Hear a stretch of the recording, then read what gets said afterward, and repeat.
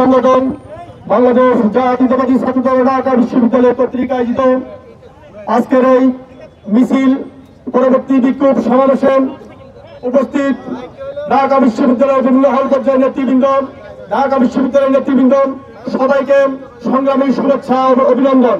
প্রিয় নেতৃবৃন্দ, ঝড় বৃষ্টির এই বাদল দিনে আসলে বক্তব্য রাখার কিছু নেই।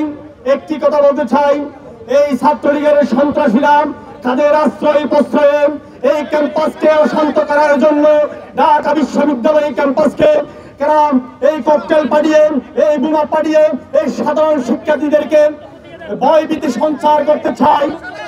এই প্রশাসনের অনীহার কারণে বিচারহীনতার সন্ত্রাস এবং মাদকের অবলম্বন পরিণত করেছিল।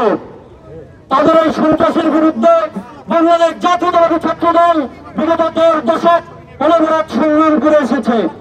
তার এই পরিস্থিতিতে বিগত জুলাই আগস্ট গণঅভ্যুত্থানের পর এই ফ্যাসিস্ট হাসিনা তথা ছাত্রলীগ এই ক্যাম্পাস থেকে বিতাড়িত হয়েছে। আমরা দেখতে পেয়েছি জুলাই অভ্যুত্থানের পরও এই বিশ্ববিদ্যালয়ে কিছু দুষ্কৃতকারী এই ফ্যাসিবাদী সংগঠনের নেতাকর্মীদেরকে আশ্রয় প্রশ্রয় দিচ্ছে। তাদের আশ্রয় প্রশ্রয়ে আজকে এই বিশ্ববিদ্যালয় অনিরাপদ ক্যাম্পাসে পরিণত হয়েছে। সংগ্রামী উপস্থিতি, আমরা দেখতে পেয়েছি এসব দুষ্কৃতকারী আশ্রয় প্রশ্রয়ে ক্যাম্পাসে লক করে একটি মানসিক ভারসাম্যহীন লোককে পিটিয়ে হত্যা করেছে। বিশ্ববিদ্যালয়ের আমাদের ছাত্রদলের শহীদ শাহরিয়ার আলম সম্মুখে সন্ত্রাসীরা হত্যা করেছে। আমরা একটি ঘটনার বিচার পাইনি।